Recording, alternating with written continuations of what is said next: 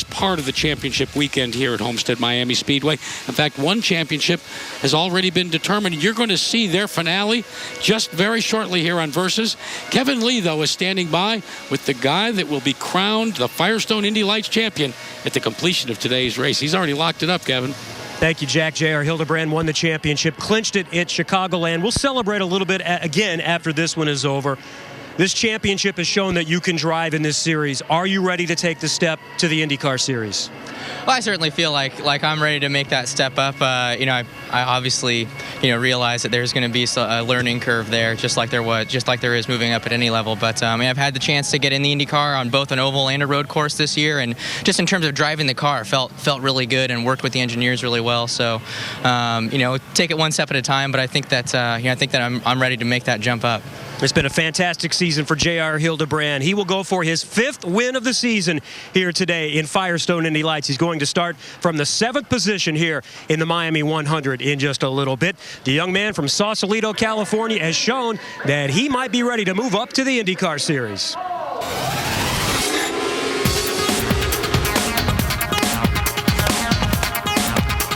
I played baseball since I was 5. When I was a sophomore, I was one of the captains on the team. In that off-season, my racing career was really taking off. I don't think it was really the kind of thing that I thought I was going to, it was the decision between having a career in baseball and having a career in auto racing. When it came down to it, if I was going to play, I wanted to be able to play 100% of the time, and I knew that wasn't really going to be able to happen. JR was an outstanding student. He was very social, popular. He wanted to be involved in the regular high school activities. He was amazing, just amazing. My 2 favorite math teachers, Miss Trick and Mr. Daz. Oh, I know. Let's give him a trick question. Do sine squared x plus cosine squared x. Okay. And what does that equal? Isn't it just like the tangent of x? What number are you on the Indy Lights racing tour right now? 1. Good.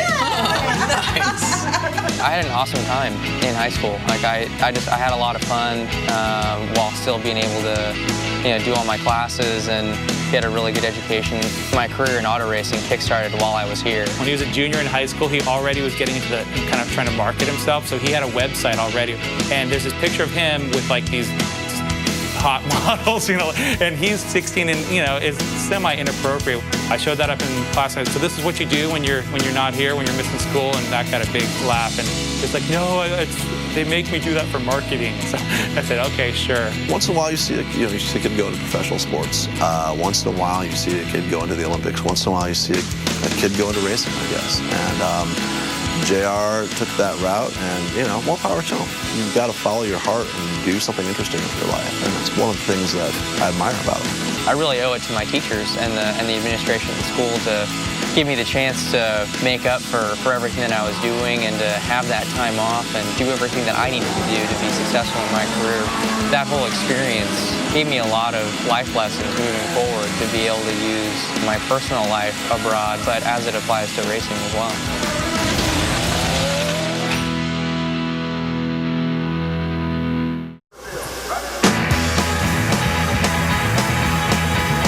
This is the day that J.R. Hildebrand will take possession of the Firestone Firehawk Cup as the 2009 Firestone Indy Lights champion. But there are other drivers on the grid that have some business to take care of here today at Homestead Miami Speedway.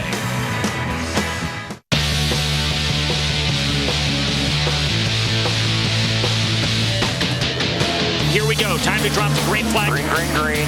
You're clear all around right now. Touches 2 cars. They end up into the wall. It means we win. 10-4. That makes you the 2009 Indy Lights champion. J.R. Hildebrand wrapped up the 2009 championship at Chicagoland Speedway, but one race remains. One more chance for drivers to impress team owners at 190 miles an hour. Today in Homestead, it's a 67-lap sprint to the end of an outstanding season. Firestone Indy Lights crowns its champion at the Homestead Miami 100. Next.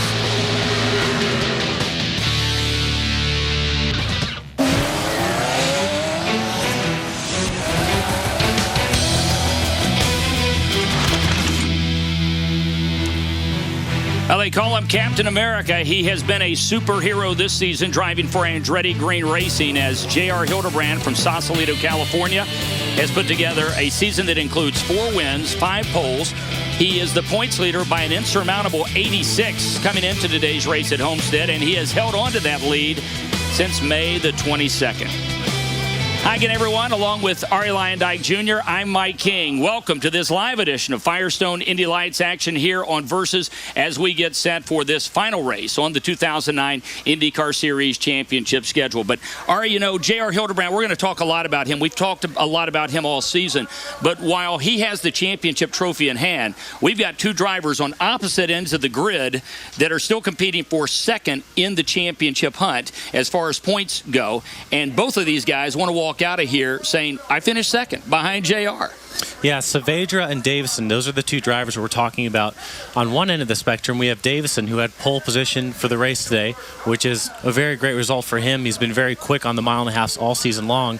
Saavedra was actually quickest in both practice sessions, but he will start in the back because of fuel pressure problems. Yep. So he's been very, very quick in practice, though, so I expect him to move up very quickly to contend for that second place in the championship. And, you know, this is an issue we've seen before with Andretti Green Racing, unfortunately. Yeah. We saw it with J.R. Hildebrand at Kentucky Speedway. So certainly Sebastian Saavedra hoping to make his way up to the front and perhaps be able to catch James Davison, who, as Ari mentioned, will start on pole. Well, let's get the driver's perspective on this, the final race of the season, where they stand on it, James Davison and Sebastian Saavedra. Caught a little bit earlier by our Kevin Lee. James Davison is second in the championship, and Sebastian Saavedra is right behind him. In the grand scheme of things, how big of a deal is it to finish second rather than third? As a rookie, it's, I think, the most important thing to get. I think we're very focused on getting it. It's just 5 points, working hard to get that point from the pole, and it's going to be a long race. It's going to be a very intelligent race from us both, and also looking forward for the next season to try to get a victory of the overall. And Sebastian is also the top point-scoring rookie this season. James, you have got another win this season. You nearly won your first oval at Chicago. Has it been a breakthrough season for you? Yeah, I mean, really, in this business, results speak for themselves, and I put that largely down to the people I'm surrounded with. You know, to think only, you know, back in February we were taking the car out of the box down here, brand new car, and developing as a team. You know, teams aren't doing a fantastic job. But obviously Andretti Green has the bar very high set for everybody, and you know, Sebastian's the car that we need to beat this weekend, regardless how well we do, even if we finish second. So yeah, I've just got to do the best with what I've got, and you know, just fight for it to the end. And you know, if I drop 1 position in the points, it's obviously been a very good season for Vision in their startup season. Well, potentially a couple of different storylines here today. Who wins the race, who wins second in points, but there's a real good chance that these 2 are going to be battling for the win here. Well, Kevin, we take a look at the top 5 in championship points. Hildebrand can't be touched. Davison and Saavedra, great battle there for second. Wade Cunningham, the former champ, is fourth.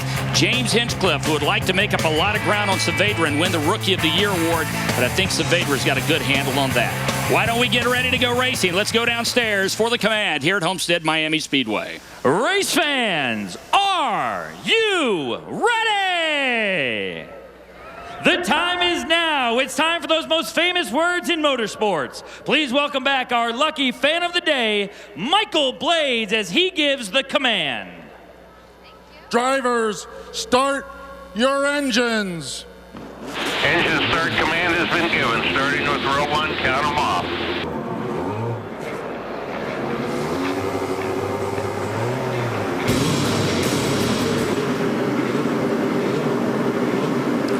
So the command has been given on a warm, muggy October afternoon here at Homestead Miami Speedway. We're about to drop the green flag on the final race on the 2009 Firestone Indy Lights Championship schedule.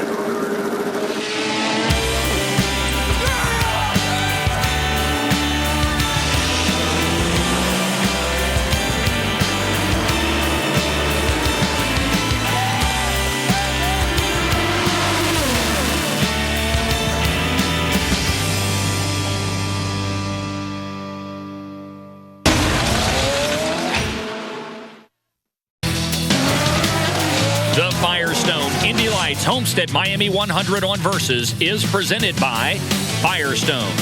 With a tradition of innovation that spans over 100 years, Firestone is the first name in Indy racing.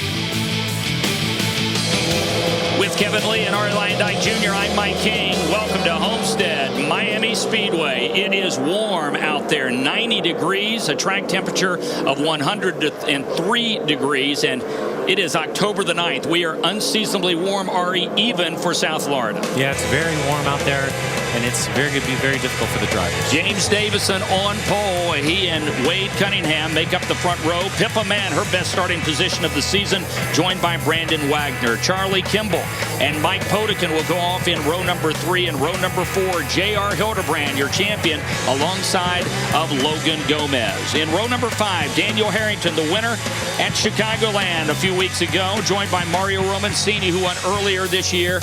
Mario, of course, the winner at Milwaukee. Hinchcliffe and Guthrie will go off in row number 6. More on Sean in a couple of minutes. Andrew Prindiville and Gustavo Yakiman, who returns after the injury at Infineon in row 7. In row 8, Rodrigo Barbosa and Sebastian Saavedra. As we mentioned, he had the problem. No speed during qualifying because of fuel pump failure. And Martin Plowman will go off in row number 9. Ari Lyndike Jr., as we get set to go racing here, we know who the champion's going to be, but what about the rest of these drivers? What is your take on this race? Well, all these drivers, Mike, want to make an impression, and obviously they all want to finish on a high note here. So look for the guys that aren't contending in the championship to want to get a strong finish here and maybe make an impression for next year. James Davison, he won at Mid-Ohio. This is his 3rd pole of the season. That People's Republic car going to bring the revs up, and the green flag going to come out as we go racing. So the green flag flies, and the final event on the 2009 Firestone Indy Lights calendar is underway, Ari, as we watch some dicing in the back. And here comes J.R. Hildebrand. Hildebrand, great start. Wagner, also a good start. Pippa, a very poor start. Look at James Davison, though. Very, very early on the gas and actually controlled the start, but Wade now making a push on the outside. Wade Cunningham will go to the outside. Of course, keep in mind, this driver has posted wins in 4 different Firestone Indy Lights seasons. He has won races in 2005, 2006, 2007, and 2009. Would like to end here, as you said, Ari, on a high note, on board as we go side by side through 2. Yeah, we all thought in the beginning of the season Wade Cunningham and that Lucas Oil car would be a contender for the championship, but it really hasn't panned out that way. He has had very strong finishes on the ovals, and he hasn't had much luck here in Miami, but today it looks like it may be a good day to get a good result. Well, James Davison had a great race at Chicagoland as he finished 2nd to the Brian Herta Autosports driver Daniel Harrington. Now we go 3 wide to turn number 1, and boy, we still see Davison stuck to the inside, but look on the outside, on the high side, the 26 of J.R. Hildebrand trying to make the move. And I talked to J.R. Before the race, and he's like, I don't know what we're missing here, but looks like his car is pretty freaking good in the race. Yeah, well, look at the 5 of Mario Romancini. We remember what he did at the Indianapolis Motor Speedway. Some high-speed dicing right down Mario Romancini in that RLR Anderson racing car. He looks like he is going to go 3 wide to the high side. Very racy on the top there. It's very difficult to get that pass done. Obviously, you take more distance up there, but you have to have a car that's very well balanced and that control. Look at the dicing here. 3 wide in the back. You know, Mario Romancini started 10th, Ari. He's needed just 4 laps to improve 7 spots already from where he started on the grid. Yeah, excellent start, and I think that poor start by Pippa Mann really opened the door for a lot of people as we see him look to the top side again. Wade Cunningham there in the middle and Davison on the bottom, 3 wide. And let's not forget that Brandon Wagner, who was on pole at Chicagoland, Ari's doing a good job keeping his foot in it. He's right there behind the leaders, running on the low side. Yeah, he's doing a very good job. We all said in Chicago. 4 wide momentarily. That's extremely close there. Look at the draft that Wagner's getting. He's trying to keep that car in the bottom. Oh, he spun. He's spinning. And it looks like he's going to save it, but will he? No! Oh, he shot up the track. Let's see if everyone can avoid him. Everyone will miss him, but Brandon Wagner, we were just giving him high marks. Oh, that's a shame. For keeping his foot in it. This is the number 32 Kingdom Racing Davey Hamilton Motorsports machine. And there you see Brandon Wagner, and he's not happy with himself, Ari. It looked like he had a good line, but just pinched it a little bit down low. Yeah, and I was kind of commenting on that. It's difficult to keep the car on the bottom with all those cars in front of you. Here's a replay, Ari. We're on board with James Davison, the Vision Racing Machine, heading into turn number 4. See, he slides up a little bit, and then he gets the air taken off. I mean, he just had a little bit too much input there. It could have been one of those situations where the car had some understeer, and he kept turning the wheel, and then it snaps on him. Really fortunate that no one hit him here coming up the track. Right there. So we are yellow with 6 of 67 laps being shown complete as we are live here at Homestead Miami Speedway on a warm fall October afternoon here in South Florida. You know, it's been a great 2009 season in Firestone Indy Lights. 8 different drivers have been to victory lane at least once. And the question is, will we see a 9th winner here at Homestead? Keep it right here.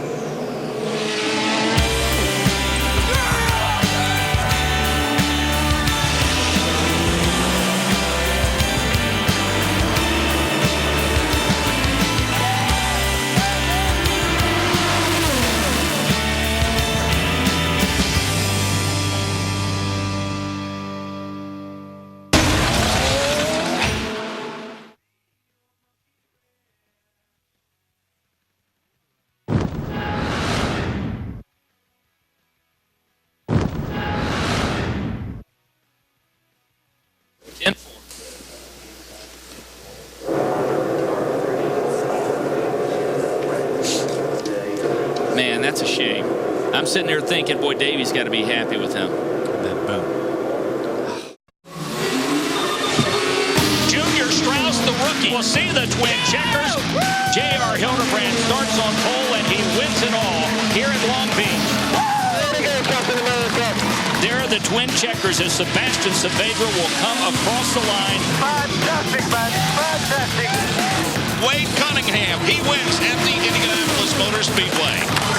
Mario Romancini, what a weekend for this young man from Brazil. Oh, my God. We did it. Thank you. Yes. Anna Beatriz will win this race in incredible fashion. The twin checkers will fly, and James Davison has put Vision in victory lane. Daniel Harrington going to go to victory lane for the first time. Great race here at Chicagoland Speedway.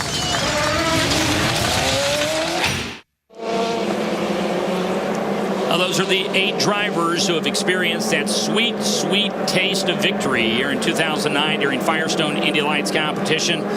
Back live at Homestead Miami Speedway. It is the Firestone Indy Lights Homestead Miami 100 on Versus. Let's go downstairs to pit lane and Kevin Lee. Sebastian Saavedra has made a great run already, starting from near the back in 16th. He's worked his way up to 6th. He says he has a little bit of understeer on the low line, but the high line is amazing, but he's trying not to use it too much. He wants to save the tires a little bit.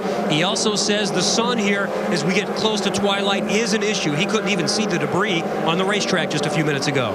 So a great start here with 9 of 67, soon to be 10 of 67 laps complete here at Homestead Miami Speedway for Sebastian Saavedra, who needs to get to that driver in that orange and gray car, R.L. Iandike Jr. He needs to get to James Davison if he's going to have a chance of finishing second in the championship standings this year. Davison, our pole sitter, is still out in front.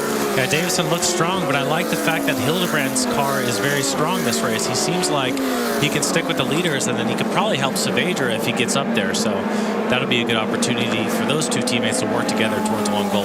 Getting set to go back to green flag racing. Now, our first caution came out for the single car incident involving Brandon Wagner, who lost the car in turn number 4, made contact with the inside wall. Luckily did not collect any other drivers in the incident. Single file restart, Ari. They passed the point. The green flag will come out, and it looks like James Davison is on the gas. Yeah, he went pretty early there. It didn't catch anybody out, though. Everyone has a really good restart here. They look pretty single file. Let's look in the back there. Logan Gomez is getting under pressure from Martin Plowman. Wow, they nearly touched going into turn 1. Yeah, and you see on the outside, that's the Daniel Harrington blue car of Brian Herta Autosport, as that car will try to make the move. And here once again, out in front, the battle for the lead. Wade Cunningham, it looks like he's going to have what he needs to make the outside pass going into 3. He cleared him, but he didn't go low to protect the bottom, and Davison's now sneaking a peek. I don't think James is. Well, I don't know. Here he comes again. See? On the inside, it looks like Davison. They nearly touch as they once again go side by side. And they were talking about the sun. It's very difficult going into 1. Drove the 2-seater at this time yesterday, and it is nearly blind turning into into turn one. On board with James Davison, looking from the rear of the People's Republic car, People's Liberation car. And Ari, was that a fundamental mistake that was made there by the 11 car by Wade Cunningham not coming down on him after he completed the pass? I mean, if he has the car to do it, that's definitely textbook. I mean, as soon as you clear the car, you want to come down and protect the bottom in this series. But if your car is working better on the top, that's where you have to stay. So it's pretty much dependent on the type of car and the setup you have. On board with your 2009 Firestone Indy Lights champion, here is J.R. Hildebrand as he watched the battle in front. Ari, we've already seen him go 3 wide a couple of times here today. And see what he's doing? He wants to get around Davison. He wants to try to help Saavedra in this championship. So if Wade moves to the top, JR is going to go with him. He's going to want to push Wade past Davison. Wade Cunningham, once again, will pull alongside James Davison, our pole sitter, who has led all 15 laps here, but Cunningham battled on the previous lap, and it looked like may have made the pass. Here comes, once again, Sebastian Saavedra. Saavedra had to start in the back of the pack due to a fuel pump problem in qualifying. Now he is shown in 5th place after starting 16th, and he's trying to pull up on the rear wing of his teammate, as right now the AFS Andretti green cars are separated by Mario Romancini. Yeah, and you see him running high, and it's because he said he had too much understeer on the bottom, and that's when the front tires give up grip and the front end slides. So that high line will reduce that because you're using more radius. So if JR and him can get both on the top side, they can help each other to get to the front. Well, as we mentioned, Sebastian Saavedra will need to finish in front of the People's Liberation car of James Davison if he's going to wind up second in the championship, and AFS Andretti Green will go 1-2. Davison knows all he has to do is stay out in front of it. Yeah, look at JR. That was a great move on Wade. He kind of boxed him out in the bottom there and made him lift, and now we see JR moving to second. And let's see if he can put together a good run on Davison here. I don't think there's any denying that J.R. Hildebrand would like to put an exclamation at the end of this championship sentence by rolling into victory lane and claiming a win here on a 1.5-mile super speedway to close out the season. That's true. I mean, every driver wants to win, let's face it, but it would also be nice for AFS to get a 1-2. That would be something that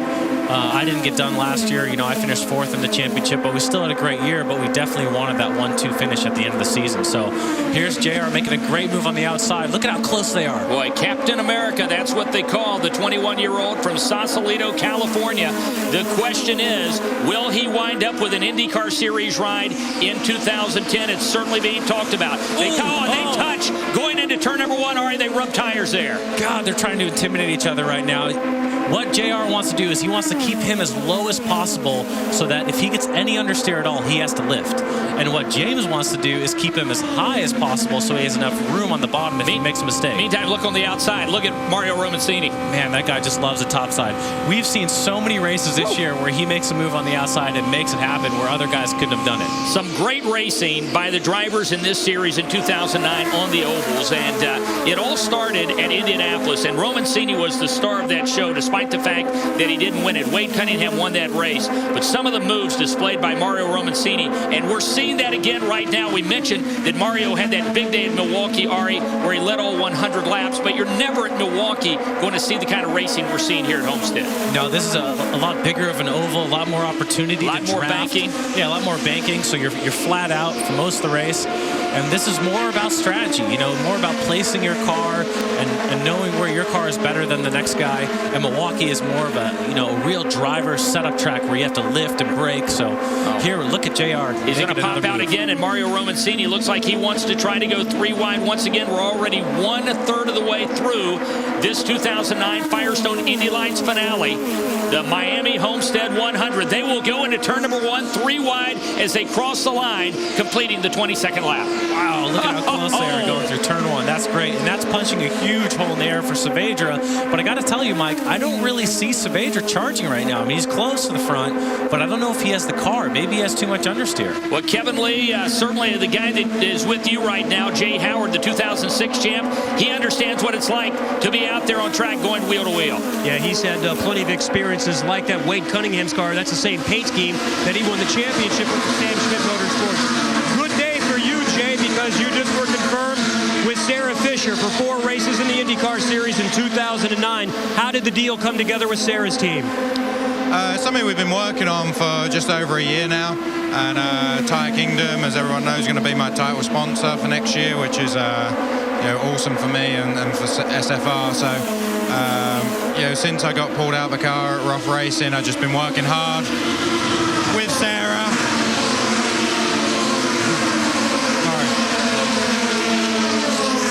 With Sarah and with everyone involved in the program, and it's been awesome, and I'm really looking forward to next year. And as mentioned, he has had a taste of the IndyCar Series, 5 races last season, but great to see another Firestone Indy Lights champ moving up next season to the IndyCar Series. Yeah, and of course we mentioned the fact that J.R. Hildebrand, there's been an awful lot of talk, Ari, about whether or not his 2010 season will include a ride in the IndyCar Series. It certainly looks like there are some teams interested.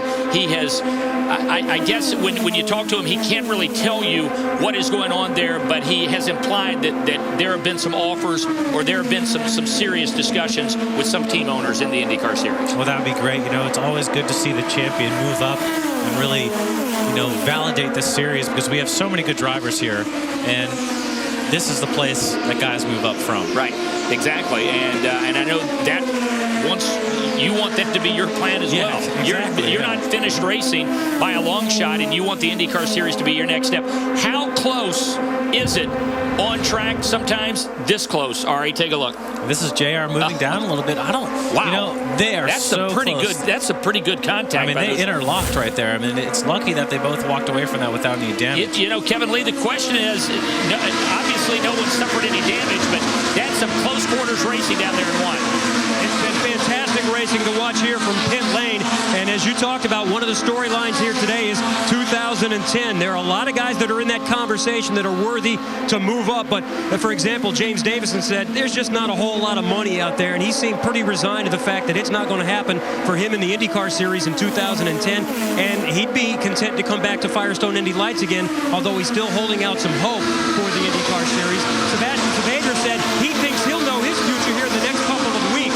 As Hildebrand and Davison go side by side again, Saavedra also said he'd be okay coming back for his second season in Firestone Indy Lights, but he still has some chances to get in the big cars. Look at this, 3 wide. Yeah, and J.R. Hildebrand, I thought he was going to make up the difference going into 3 like Wade did earlier, but he just can't get completely past James Davison. Gosh, if I were Romancini's team right now, I'd say just get behind JR and push him through and then fight for it after that, because right now, I gotta say that I'm pretty impressed with Davison's car. I mean, it looks pretty stable on the bottom. He's able to keep a pretty good pace. Well, of course, Davison picked up a win earlier this year at Mid-Ohio. Dominating win. Led every lap from the pole. Was, as we said, very strong at Chicago, but has yet to win this season on a 1.5 miles. Same story for J.R. Hildebrand. You look at where he has won this season, Ari. Long Beach, Watkins Glen, Edmonton, Infineon. He'd like to have a super speedway win this season as well. Yeah, they're a legitimate 3 wide right now. This is a great battle for, but Saavedra really is not really pressuring here. I gotta think that it's going to be difficult for him to get around James unless he has some help.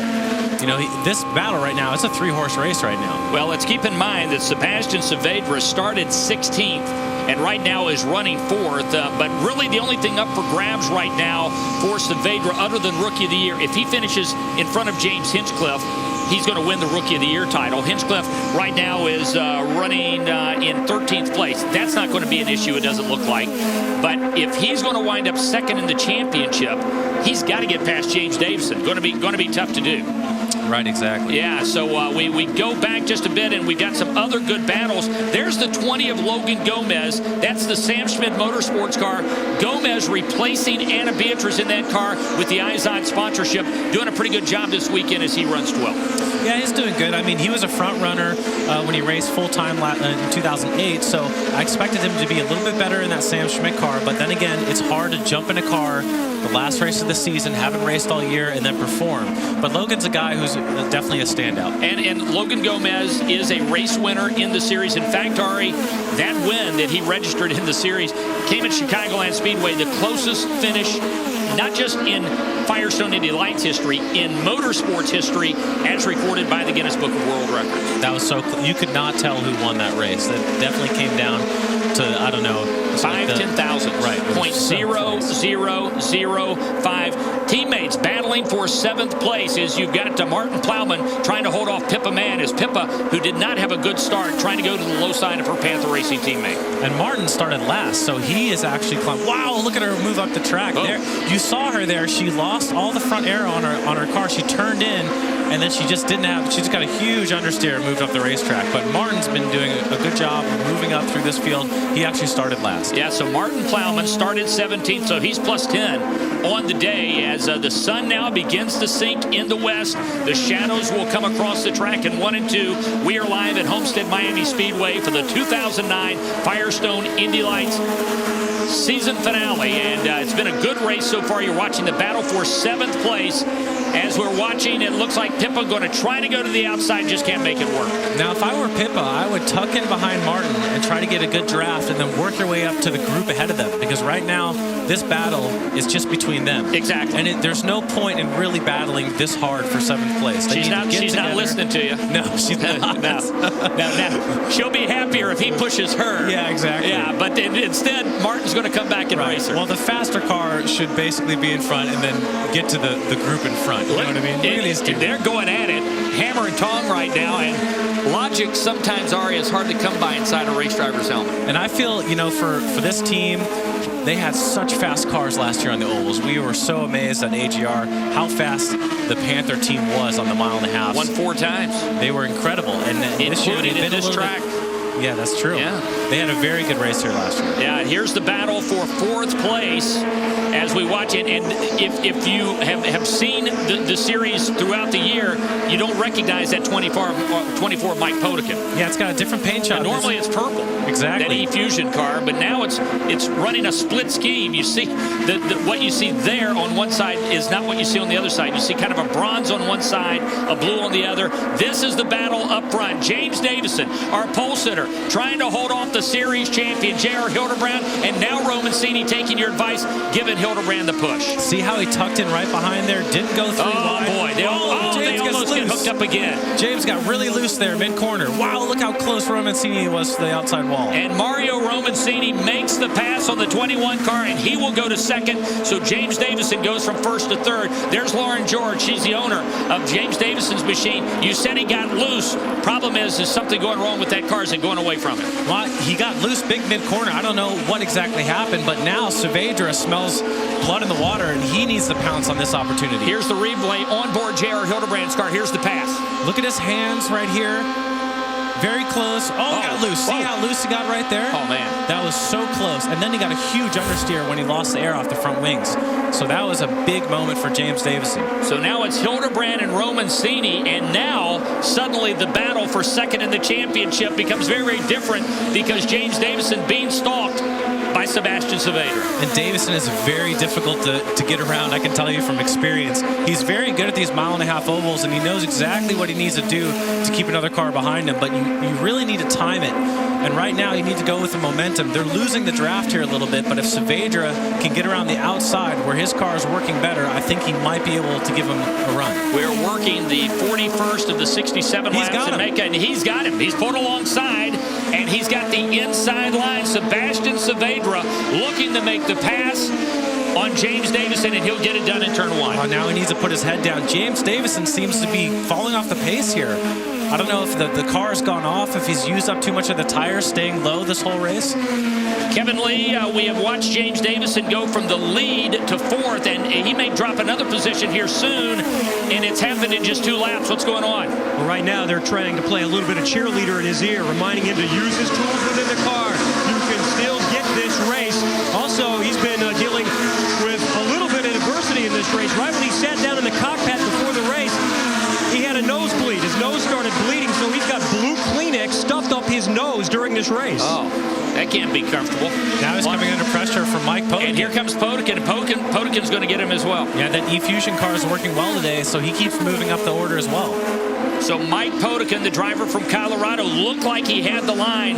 James Davison, though, is able to move back to the front and wide. You know, maybe Davison's now in the car. This is the first time he's actually been in traffic when he got passed, so maybe he's had to make some adjustments, and maybe we'll see him come towards the front again. You know, Ari, we've talked about it as we go back up front. We're watching James Davison. Here we are, side by side. Romancini in that black, silver with the red accents. He's in car number 5, trying to chase down the 26 car of J.R. Hildebrand in the R-Pro AFS Andretti green car. And here comes Sebastian Saavedra. Saavedra may be able to contend for the win here today. Question is, if he is able to get past Romancini, will he be content to run second behind his teammate? I think if second place is secured in the championship, if they can keep James Davison behind them, I think they'll race as hard as they want to at the end of the race. But I think if Davison gets in the picture, I don't know if we'll see any sort of team orders come into play, or we'll see JR maybe help out Saavedra. Well, you would think, as we take a look right now, Hildebrand is the champion. It doesn't matter what happens. Davison right now just 3 points in front of Saavedra. Saavedra going to need to pick up one more position, and suddenly he finds himself second in the championship. So he's got to get Romancini, and he's going to go underneath him in turn number 3. It looks like Saavedra has a lot of understeer. I can tell you that he's not able to get very close. Look how close Romancini is to Hildebrand. Saavedra, it's like he took advantage of that momentum loss of Davison to pass him. But when it comes down to close racing, it seems like the car drifts up in the mid-corner, and he can't get close enough to do it. So we're going to have to see maybe a mistake from Romancini, or these two might have to hold each other up by something happening to have Saavedra pass these two. Mario Romancini looking for his second win of the season in Firestone Indy Lights competition. Would love to be able to add another W to the one that he picked up at Milwaukee. Right now, he is an AFS Andretti green sandwich as he runs in between Hildebrand and Saavedra. Hats off to Saavedra, but we knew, Ari, that if they got the car fixed, that he was going to be fast. He's been fast in all the practice sessions. Yeah, he was quickest in both sessions. Oh, so I think he's in trouble here. I think no. See, look at that understeer. Yeah. He can't keep it down on the bottom, and that's going to be a problem because Romancini loves to go to the high side. But he did get the pass done on the bottom with James, so it's hard to tell. Maybe he can make some more adjustments, but Romancini looks racy right now. Yeah, and it looked like Saavedra really backed off just a bit there. Here comes Potikin. Yeah, Potikin's caught to this group. I mean, his car is pretty good, and you got to think that if he gets around Saavedra could fall into the clutches of Davison again. So as we watch the battle continue, up front, the yellow flag comes out for Gustavo Jacquemin, as it looks like he has slid, perhaps spun the car off of 2. Ari, this is in the back straight, heading into turn number 3. Not a lot of damage on the car. Looks like he simply spun the car off the track. Yeah, we'll have to see a replay to see exactly But here it is. Once again, here he is following Gustavo Jacquemin. Remember, he had the incident at Infineon where the car got airborne. And Ari, he didn't spin it until right there, and yep, going to make the contact with the rear wing. I can't really say what happened there, Mike. I mean, it was kind of strange because it was very late in the corner. I mean, it's maybe he had a lot of understeer, and as soon as he came off the banking, it broke loose. I really can't tell. Well, Gustavo Jacquemin, his season in the Crepes and Waffles machine will end up against the wall. We're happy to say, though, it looks like he is okay as the Delphi safety team comes to his aid. With 19 to go, J.R. Hildebrand is the leader.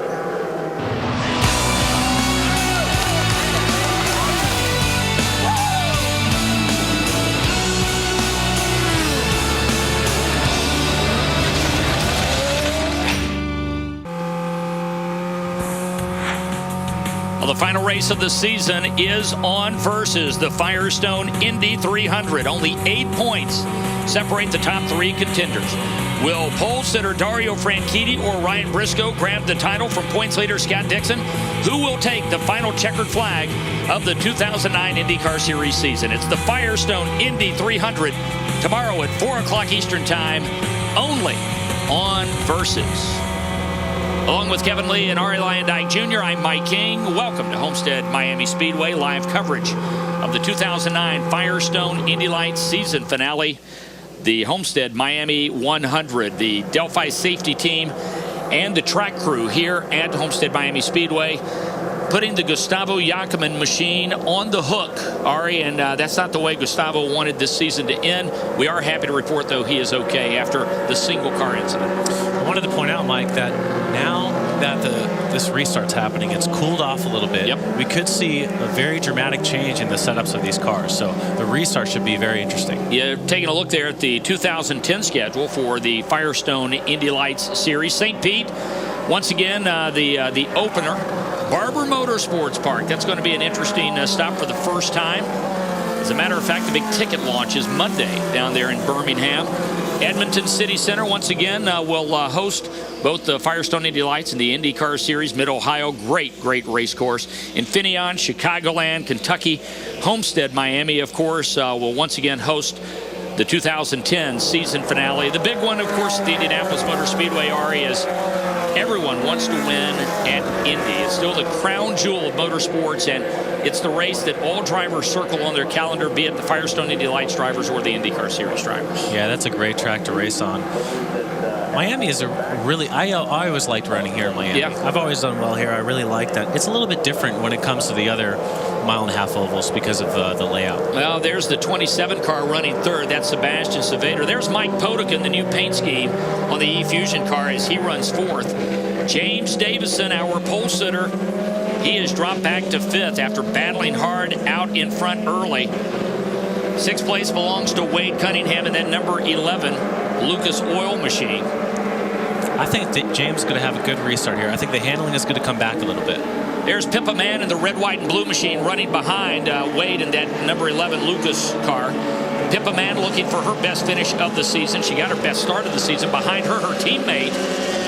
That is Martin Plowman, who currently runs in 8th place. Logan Gomez, as we mentioned earlier, taking over the number 20 car at Sam Schmidt Motorsports with the Izod sponsorship. Daniel Harrington, the winner at Chicagoland in the Brian Herta Autosport car. He currently runs in 10th place. Charlie Kimball. Charlie currently runs in 11th place. There in the 35 machine. Andrew Prindeville right now is running in 12th place. As Ari, we get set to go back to green flag racing here. We are showing 52, make it 53 complete at the line. So 14 laps of racing will remain. JR's got a good restart here. Roman Cini right on the gearbox. Look at everyone fanned out in the back. Harrington making a move. To the line and across the line first, of course, it's Hildebrand out in front. Some pretty good racing back there among these drivers in the second 10, but out in front, Mario Romancini. When's he going to push the button, Ari? I think right now he's got a really good run on JR. He's going to stay tucked in. I think he might try to conserve a little bit, maybe conserve because he knows on the long run his car is pretty good. Sebastian Saavedra lurking back there in third. Saavedra, keep in mind, Ari, he needs one more position to pick up second in the championship. And the yellow light flag is on once again.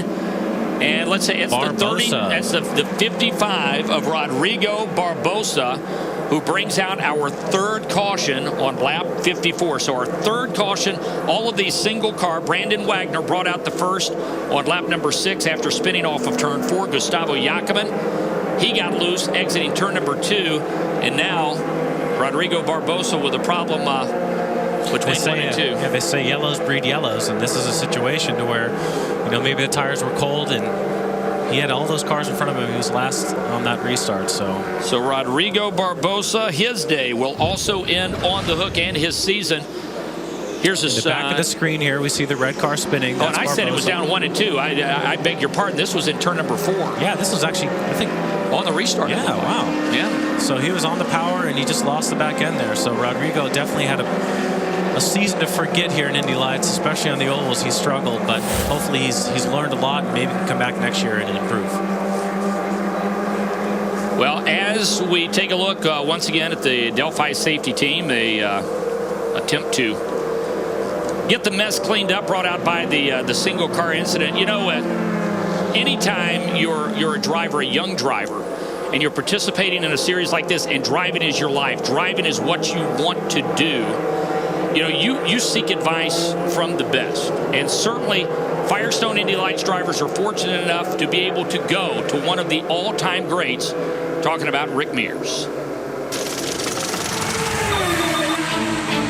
Rick Mears becomes the third four-time winner of the Indianapolis 500. Remember our driver coach, Rick Mears? He was the master of the ovals, obviously. You have him, use him. Rick is the man. You know, he's been around the block. He knows how to get around anywhere that we go, and so it's big to have him around for sure. Anytime you're having a problem with your exit, back it up. It's your entry that's causing the problem, not the exit. You ask him about a line around the track, and he's going to tell you what he would do. You know, and so for me, that's big because we come to a lot of new places. You know, as in the light series, we're all pretty new to ovals, whether we're a rookie or not. It's very helpful kind of across the board. I was very fortunate. A lot of it came kind of natural to me. And I have learned that the part that came natural for me doesn't always come natural for everybody else. You guys got it figured out? No, of course not. And I maybe get a little frustrated when I shouldn't. My patience maybe run a little short because to me, you just do it, you know, and so sometimes I have to back myself up and realize that it didn't come quite as easy for some people. That's part of learning, is not running quite as hard as you should sometimes, but like I always say, you'd rather have somebody tone down than try to pick up. One of the things I try to teach is the big picture, not just what's going on the racetrack. Yeah, we're racing and we're competing, but we're also, you know, we're trying to build a series here. A lot of the youngsters will roll their eyes when I say, hey, take care of the other guy. You know, you'll do yourself a favor by taking care of them. And it's like, yeah, right. You know, I'm out to beat them, not take care of them. But my point is, if you take care of them, that means they aren't going to take you out. The best advice was just being thinking that the championship is just not one race, it's not just 1 point, but it's a complete 14 races, and it's great. I'm very happy to have him here. You always just got to make the best of the situation you have on that day. If we have a 5th place car, I can take myself out trying to get 4th, or I can take 5th. You know, so to me, it made more sense to take 5th. If I can get 4th without taking myself out, fine. But if not, you know, let's take 5th, get the points, and go on to the next one. The whole point to all that is getting to the finish line. If you don't get to the finish line, you don't accomplish anything. Sage advice from one of the best ever in the business. And of course, this is a guy that your dad competed head-to-head against for many, many years, Rick Mears. Did you ever go to Rick for advice, or did you always go to your dad? I actually did go to Rick for advice because, you know, it's always good to get a second opinion, and a lot of times you don't want to listen to your dad. But if you hear from somebody else, no, Rick's great. I mean, he's got a really good way of explaining, you know, to the average driver, aspiring to be an IndyCar driver, what to do on the track, and it's good. He's a really good coach. He's just a couple of booths down from us in race control. He spends every race in race control, watching all of the drivers, and then of course he's there to talk to them and critique them a bit after each and every event. But to have a resource like that, Ari, available to you, that's better than gold. Yeah, it's great for all these young drivers who don't have someone like that in their life. I obviously have my dad, so it's always helped me, but you know, well, tomorrow night, tomorrow night Versus brings you a Texas-sized showdown in the WEC. Donald Cowboy Cerrone meets Ben Smooth Henderson for the interim lightweight title. Two great warriors, but only one will leave a champion. Cerrone versus Henderson. It's live tomorrow night at 10 Eastern on Versus. We're live with you on a Friday afternoon, soon to be Friday evening, as the sun continues to fall. We're about 20 minutes to the hour of 7 o'clock Eastern time. Unseasonably warm here. All right, we're dealing with temperatures that you would normally find here in August, as we are still at the 90-degree mark. But now as the sun begins to dip, the air gets to be a little bit cooler. Very nice out there right now. Great shirt sleeve viewing weather for these final laps of the 2009 Firestone Indy Lights season. All these guys are making adjustments right now in their cars, making sure everything is where they want it to be. This is J.R. Hildebrand's mom and his girlfriend. And there's Tammy Peterson in the background. Yep, and they are all hoping to make the trip to Victory Lane to celebrate a race win and a championship season, as the green flag will fly once again. 60 of 67 laps will be shown complete. J.R. Hildebrand, now here comes his teammate. Saavedra on the bottom. Let's see if it sticks. Usually after a restart, you have a little bit more front grip, so let's see if he can take advantage of that. J.R. cannot shake Mario Romancini, the Brazilian, bearing down on him. Here comes the Colombian on the inside, the American out in front. Boy, it has been a great battle from the drop of the green flag. And if you saw J.R. Hildebrand right there, he didn't go all the way to the bottom. So he gave Saavedra enough room on the bottom to have air in his front wings. And what he's doing by that, he's giving Saavedra an opportunity to get below Romancini. But it looks like Saavedra just has too much understeer. Kevin Lee, James Davison can't lose a position, but it looks like at this point, Saavedra's got to gain a position if he's going to wind up second in the championship.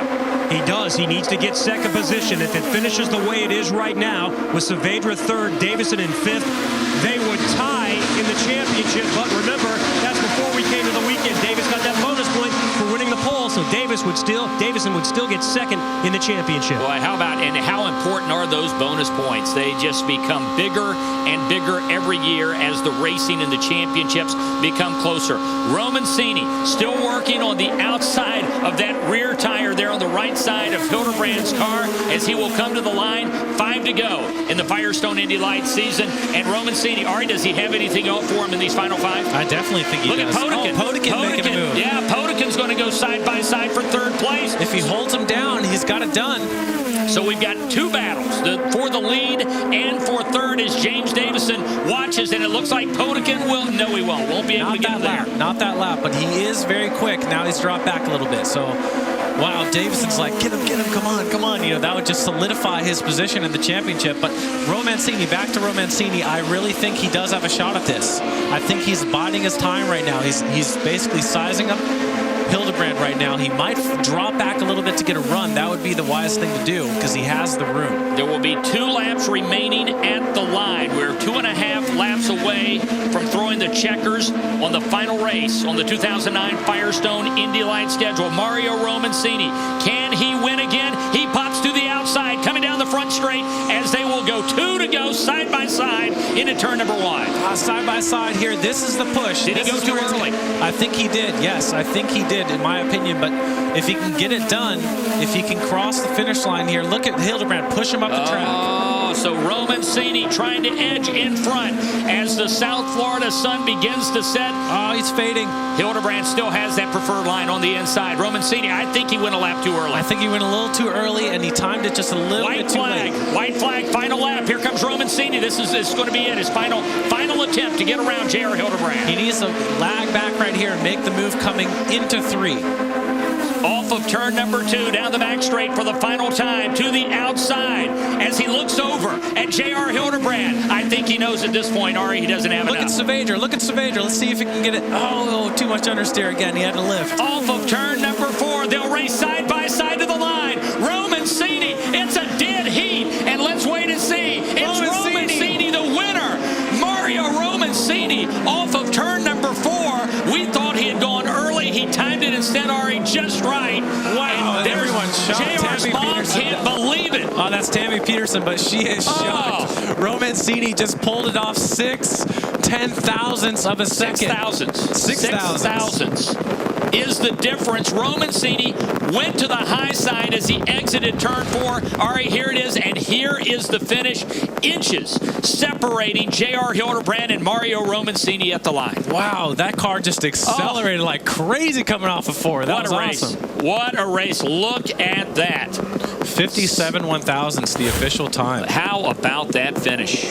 Mario Romancini, both of us, and we said it was too early. Yeah, and, absolutely. I guess he knew better. And that is unfortunate for J.R. Hildebrand, who certainly, well, he's got nothing to be ashamed of. What a great season he had, but he winds up losing the finale by 8 inches, maybe 10 inches. And Saavedra losing second place by just a few points, I think. So Mario Romancini on that final lap, 183.6 miles an hour, outduels the 2009 Firestone Indy Lights champion J.R. Hildebrand at the line. It's Romancini, his second win of the season. He'll go to victory lane, but the big trophy goes to J.R. in a great finale.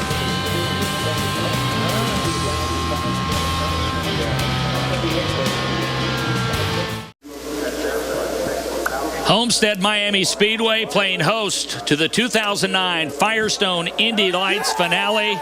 And that man is in victory lane, Mario Romancini. His 5th top 5 of the season, his 2nd win. And he does it by leading 1/2 half a foot in this race. That was great. Kevin Lee, he only led one time in this race, and that was at the line by 8 inches or so. But you know what? That's the only time you have to lead. That's right. That was the only time that mattered. Take us through turn number 4, final lap, setting yourself up for a remarkable finish. Yeah, I know. I even lost my voice. I screamed so much on the radio that I don't have voice. It was really difficult to pass JR. We were in pretty much the same pace. So I knew that if I had one chance, it would be the last lap. Even I tried before, but I couldn't get by him on turn 1. Yeah, exactly. So I knew that my only chance would be on the start-finish line. And I'm so glad that everything went well. And I just want to thank my team. They did an awesome job. My sponsors, Allied, Lafarge, they are all here. My family, my mom came here to this race. So I just want to thank them all. It was an amazing race for us. Again, we qualified at the back. We had a problem on qualifying, but this was just to show us that it really doesn't matter where you qualified. If you have a strong car on the race, you will do it. Did you know you won? Oh, yeah. I was not sure. I knew that I was a little bit on front, but I waited until my engineer came on the radio. Great job. Congratulations. Second win of the year for the 21-year-old Brazilian Mario Romancini. And it's pretty simple. We're watching the stars of the future doing the job now and learning their trade in Firestone Indy Lights. And Ari, if in fact this is the future of the IndyCar Series, we're going to see some great races at the next level, including and featuring these guys for sure. Exactly, and Romancini definitely pulling off an awesome victory today. Mario Romancini, he is the winner, so he wins the battle. But it's J.R. Hildebrand that wins the war here at Homestead Miami Speedway. But that's not going to spoil his party. Welcome back to Homestead Miami Speedway. I don't know about you, but boy, I don't think my pulse has been able to come back down to normal after watching that. And that's the precursor to what you're about to be treated to tomorrow night, 4 o'clock Eastern time. We are going to light a candle, and if you weren't here with us for qualifying, it has set up a scenario that is going to be absolutely fascinating. Dario Franchitti was first or early out in qualifying for the peak pole position. He sat on the provisional pole. But Scott Dixon, who currently leads the points chase, well, he had a little bit of a bobble, a miscalculation in terms of a chassis adjustment that he made during the course of his run, and that cost him, and that allowed Franchitti to gain the 1 point for the pole. Ryan Briscoe will start in that 3rd position, and what that means is the front runners for the championship will be the front runners when they drop the green flag tomorrow night as well. An awful lot of people were watching today's Firestone Indy Lights Homestead Miami 100. When I say people watching, there's a lot of the crew members from the IndyCar Series. And what they saw, I want to go back to that final lap. When Mario Romancini stalking J.R. Hildebrand all the way around, and you heard Mike King and Ari Lyondike saying, hey, it might have been too soon when he made the move. Well, he dusted off the racetrack, and when he got there right at the line, how about 6 1/1000ths of a second? That tells me that what we're going to see tomorrow night may be more like Chicago than what we expected when we first got here, which many of us felt it was going to be difficult. You heard Elio Castroneves saying it may be difficult to run on the high side. But from what I watched, the sun began to set. The track began to tighten up. Anybody that's been around racing can tell you that that's normally what happens. And what that did is it allowed these cars to have a little bit more grip. But remember tomorrow night, the move that Romancini made on the previous lap before the final lap, when he went to the high side to see just what it was going to be like. Could it be Dario Franchitti going back into the bag of tricks and seeing that move and remembering tomorrow night? Or what about Ryan Briscoe or Scott Dixon?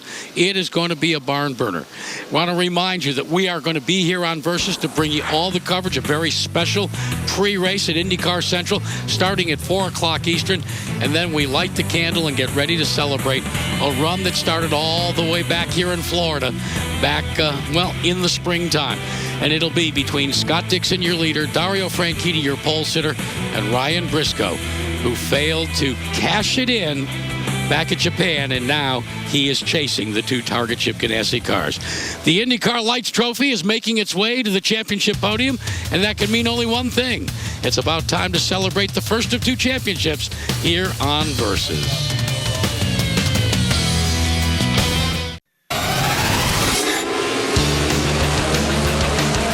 J.R. Hildebrand will win on the streets of Long Beach. Twin checkers are out. J.R. Hildebrand wins for the second time. Nice job, man. Nice job. Checkered fly. Way to go, Captain America. What a day it has been for this young man. And J.R. Hildebrand will come home with his third win of the season. J.R. Hildebrand goes to victory lane at Infineon Raceway. That makes you the 2009 Indy Lights champion. This is just a dream come true. Congratulations, J.R. Hildebrand.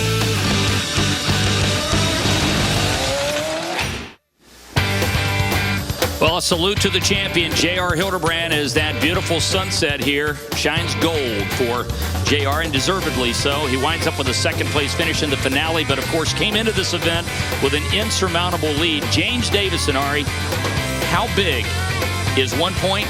He scored a bonus point for winning pole, and he wins, or at least finishes second in the championship in front of Sebastian Saavedra by a single point. That was a huge pole position yesterday, and it definitely paid off in today's race. And you see the rest of the top 10 great drivers all on a beautiful October evening.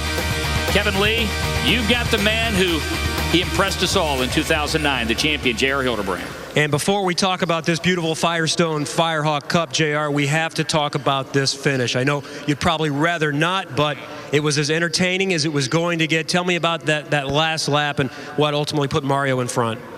Yeah, well, you know, we had been running pretty close for a while there. He was doing a good job of just kind of running behind me and not trying to get by me too many times. You know, so we were able to kind of pull away a little bit. That helped Sebastian kind of get up. We were all sucking away together, and then we picked up a couple of yellows there. And man, on that second yellow, oh man, that's a close one. We're looking at the finish here on the TV if you can't tell.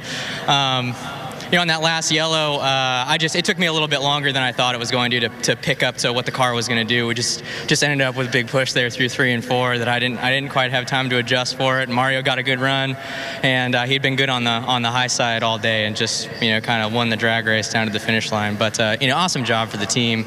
You know, we kind of came back this weekend from a little bit of a mediocre qualifying position and had a really strong car in the race. So thanks to those guys. Well, we've got a good consolation prize for you. It's the Firestone Firehawk Cup. Joe Barberi from Firestone is here. Go ahead and present the trophy to him here live on Versus, Joe. Congratulations, man. Hell of a season, and we look forward to seeing you move up next year, possibly. Thanks very much. Thanks very much. Appreciate it. All right, Joe, tell us about your role in this and Firestone's role in the series. Well, obviously, we are the title sponsor, Firestone Indy Lights, and supply all the tires for the teams here. And we look forward to working with these guys as they move up. You know, it's a great training ground for the teams, mechanics, and owners and all. And as you can see, some of the bigger names in the sport are involved in this series as well, and we're very proud to be a part of it. Thanks to everything that you do with Firestone for the Indy Racing League, and especially Firestone Indy Lights. Let's bring in the winning car owners here. Michael Andretti, you all recognize him. Well, you found somebody pretty special here in JR. How did you find him, first of all? Well, he was out there. You know, he did a great job last year, and you know, we thought that he's a guy with, you know, the experience he had last year and what he's done in other formulas, that he was going to be our guy. And between him and Sebastian, they did a great job all year, and we're really proud of him, proud of the whole AFS AGR team. And you know, truly, the two drivers we have this year are definitely star tomorrows. Gary Peterson is the co-owner with AFS Andretti Green Racing. He's with the AFS part. That's his company. And you have dabbled. You've had a car in the IndyCar Series now. How about putting this guy in AFS colors in the IndyCar Series? We'd love to. I don't know. It's kind of, we're working on it. It's up to Mike. We'll talk about that later on here. He's great. I mean, the kid at JR deserves it. He's a fantastic driver, and he's such mechanical incline, and the setup's phenomenal. The engineers love working with him. He deserves the ride in IndyCars. Well, congratulations to Gary Peterson, Michael Andretti, and Joe, we'd like you to actually officially give the trophy now to JR. It's hefty, so we'll get this up and maybe get some help here. 4 wins in 2009 for J.R. Hildebrand. He came a couple of feet away from getting number 5 here in the season finale. Congratulations to J.R. Hildebrand, the 2009 Firestone Indy Lights champion.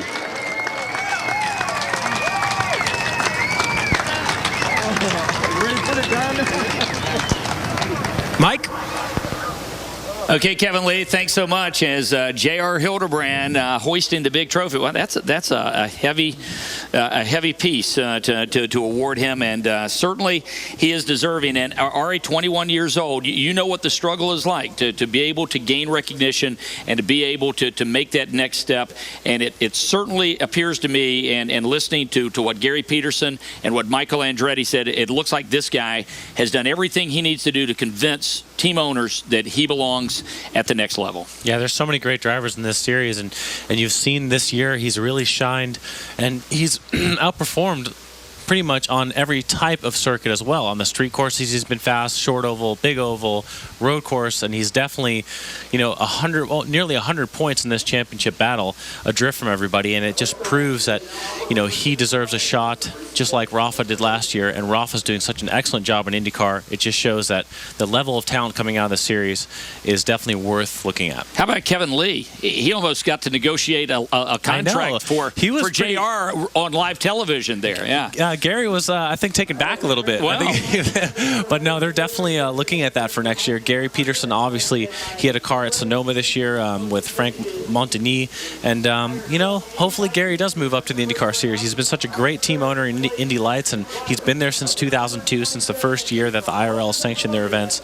And it'd be great to see a full-time AFS car in the IndyCar Series. And he's already pretty much indicated that that's the direction he wants to go. Still wants to remain active with cars in Firestone Indy Lights, but it's pretty apparent that he also wants to make the step up to the next level.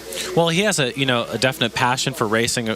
He raced himself. He raced in Indy Lights himself, and I think he's really enjoying his time here. And his partnership with Michael Andretti is a strong one, and I feel like he feels at home there. So who knows? We could see one or two cars in IndyCar next year, and that would be just great.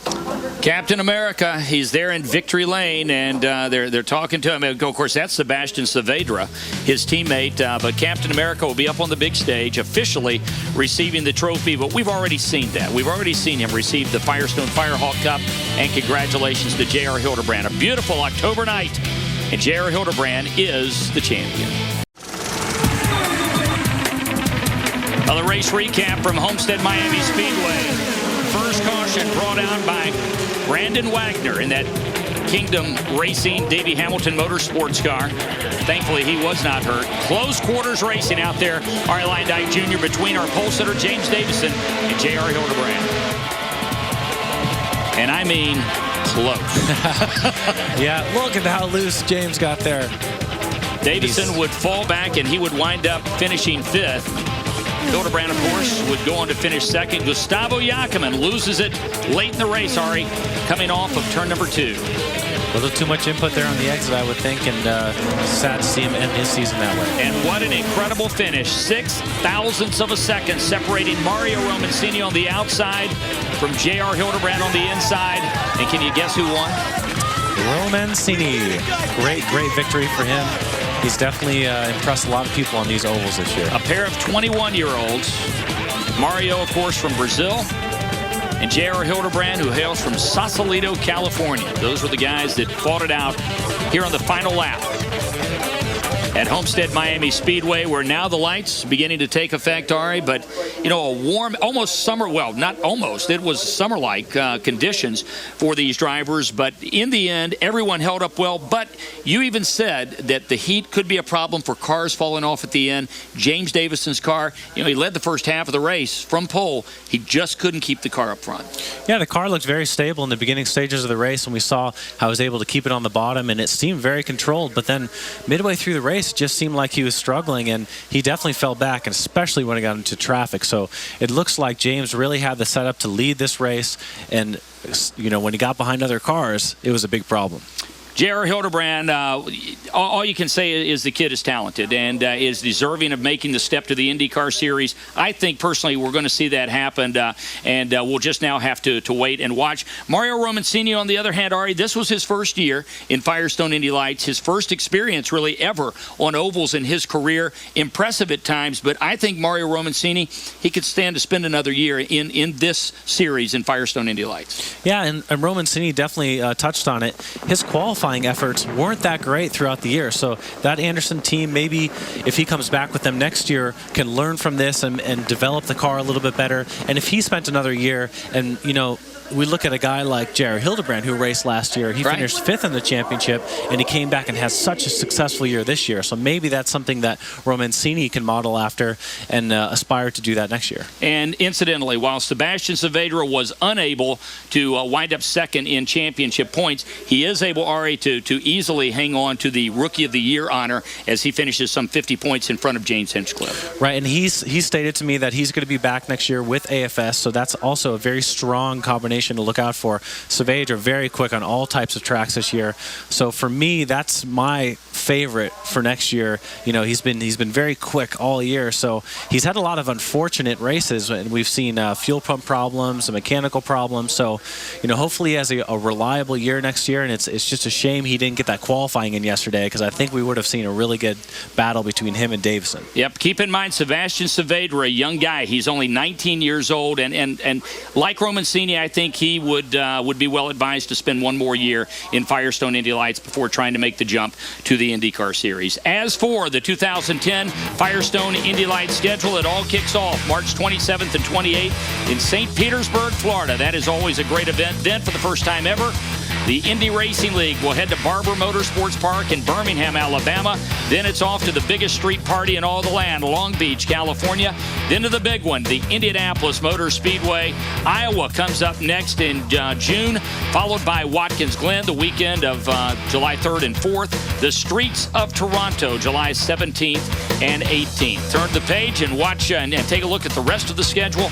Edmonton City Center Airport will host the Firestone Indy Lights July 24th and 25th. The Mid-Ohio Sports Car Course, August 7th and 8th. Infineon Raceway, August 21st and 22nd. Then, of course, Chicagoland, Kentucky, and Homestead Miami Speedway, the 3.5-mile ovals that will once again cap off the 2010 Firestone Indy Lights Championship schedule. It's been a great season, that is for sure, and we want to remind you that coming up next, the Federal Premium Dangerous Game, so make sure you keep it tuned right here. And, of course, tomorrow at 4 o'clock Eastern Time, the Firestone Indy 300, the 2009 IndyCar Series season finale, where 3 drivers are separated by just 8 points. That is going to be a winner. Pre-race show starts at 4, drop of the green flag just about 5 o'clock Eastern Time. Hope you're going to join us right here on Versus. There it is, J.R. Hildebrand's Firestone Firehawk Cup. That's going to look good in his championship trophy case back home in Sausalito, California. Well, once again, I want to remind you, coming up next, the Federal Premium Dangerous Game. You be sure to tune in tomorrow, as we said, at 4 o'clock Eastern for the Firestone Indy 300. For more information on IndyCar, log on to Versus.com. Junior Strauss, Sebastian Saavedra, James Davison, Wade Cunningham, Anna Beatrice, Mario Romancini, Daniel Harrington, and, of course, J.R. Hildebrand. 8 winning drivers, but only 1 champion. And his name is J.R. Hildebrand. Boy, did he finish on a high note along with Mario Romancini. For Kevin Lee and Ari Lyondike Jr. and our entire Versus crew, I'm Mike King. So long from Homestead Miami Speedway, and congratulations to our champion, J.R. Hildebrand.